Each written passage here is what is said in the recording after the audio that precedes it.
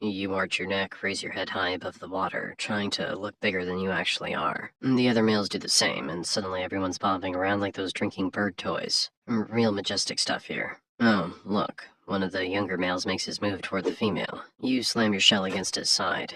He backs off, but the biggest male in the group charges you. Now it's getting serious. You both rear up in the water, face to face, trying to push each other down. These powerful front flippers are not just for swimming anymore. They're slapping, shoving, and sometimes even biting. The female's just watching this whole circus while munching on some jellyfish. Sometimes these battles can go on for hours. It's all about endurance. Who can keep fighting the longest? Your streamlined body gives you an edge of maneuverability, letting you dodge and weave like Muhammad Ali in scuba gear. Oh, watch out. Another male just tried to sneak up behind you. You spin around and give him the old shell check. That's gonna leave a mark. Finally, the other males back off. Victory's yours. Well, assuming the female's interested. Because here's the thing they don't tell you in turtle school. Winning the fight doesn't guarantee you get the girl. Sometimes she takes one look at your battle-worn self and just swims away. Talk about a tough crowd. But when it works out, you attach yourself to her shell with your specialized claws like nature's suction cups, and the two of you dive deeper into the water for some privacy. The whole thing might last several hours. Hope you've been working on that cardio. When you're done, you head off to find another female to mate with. It's exhausting work, but persistence is key to keeping the species alive. By the end of the mating season, you're sporting a fresh set of scars and a few frayed fins. As a male, you return to your bachelor lifestyle, filled with light jellyfish snacks and deep-sea escapades. As a female, however, it's time to hit the beach, carrying a collection of sperm from various males. Oh, you've arrived. It's been 20 years since you last set foot here, or rather, Flipper. You've deliberately come back to the very spot where you were born. Why? Because buried deep in your brain is a natural compass that reads Earth's magnetic field like a high-tech GPS. You can sense both the intensity and the angle of the field, giving you a perfect map of your location. It's like having an ancient evolution-designed coordinate system that leads you right back to the beach where you first hatched. You begin the crawl. It's grueling, but that's fine. You inch away from the waves for what feels like miles before digging into the sand. 100 eggs drop into the hole, each carrying the genetic contributions of different fathers. Carefully cover them and... what's that blinding light? Oh, great. Tourists with cameras. No autographs, please. You're a bit preoccupied at the moment. Okay, time to return to the water for some well-earned rest. Your initial sperm reserves still hold enough to fertilize 7 more clutches of eggs. That means 7 more nesting sessions. Incredible. You're a literal mobile egg factory.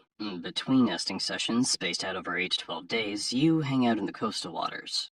It's warmer here than out in the open ocean, but no sweat, literally. With your built-in thermostat, you're a temperature-regulated champ, keeping things perfectly balanced no matter what the environment throws at you.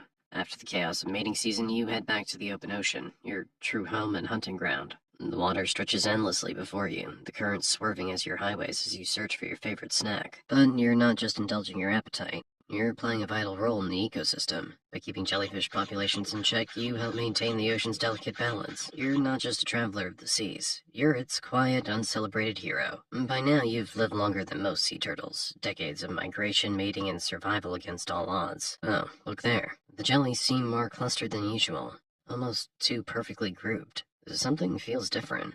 Who cares? Free food's free food. You swim closer. Oh, wait. Thin strands brush up against your flipper. No big deal, probably just some seaweed. You push forward, following those tempting jellies, when suddenly the net tightens. You try to back up, but the more you struggle, the tighter it gets.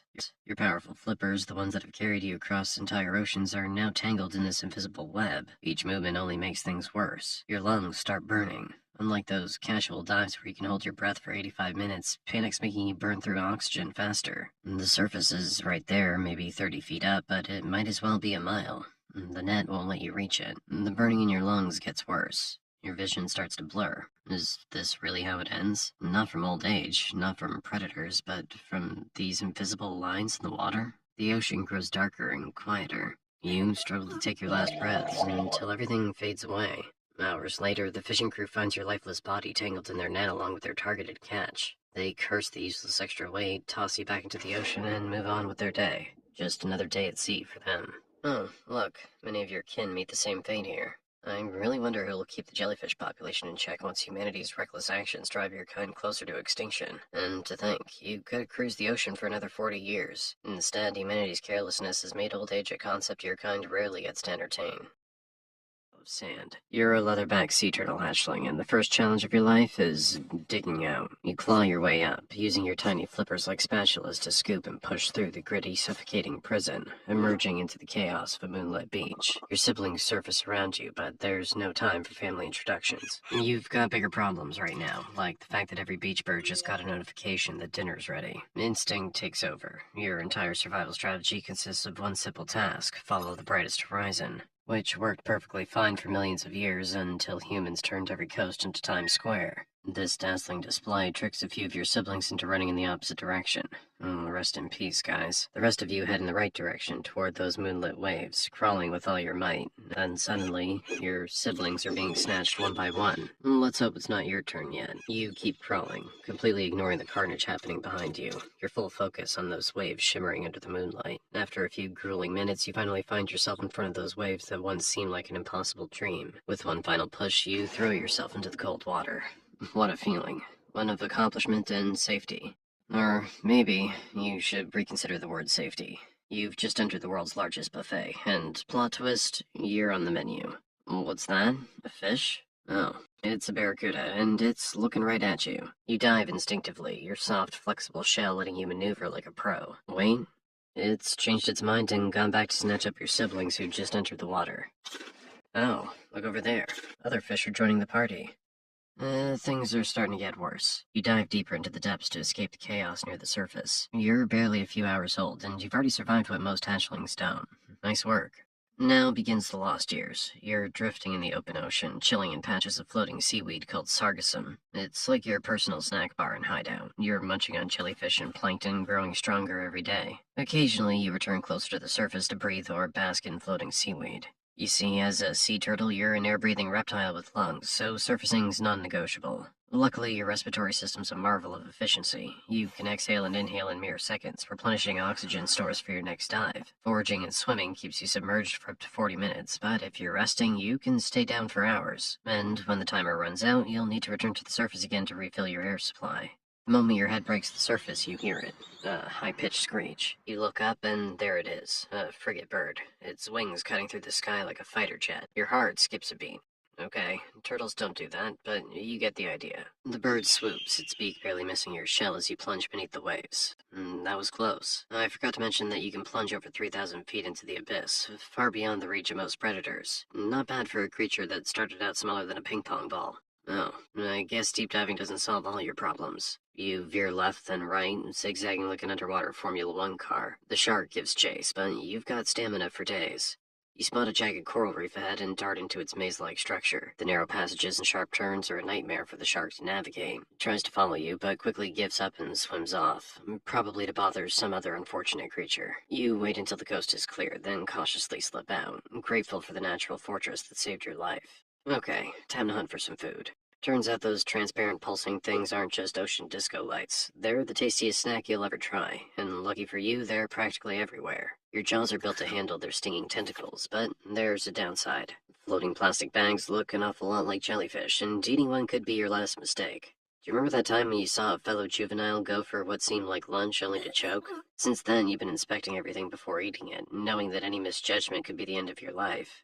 I really wonder why humans bother making fake jellyfish. You spent these early years drifting thousands of kilometers across the open ocean, far from any shore. Your navigation relied entirely on ocean currents, those natural freeways that made movement effortless, each offering its own distinct flavor of adventure. A low-energy journey with no clear destination, just the endless rhythm of the sea. After 16 years, you finally outgrew the aimlessness. Adulthood arrived, bringing with it 2 meters of length, a weight somewhere between 880 and 1,100 pounds, and a sharpened instinct. You begin to feel a pull towards something new, a primal urge, the kind that said it was time to find a mate.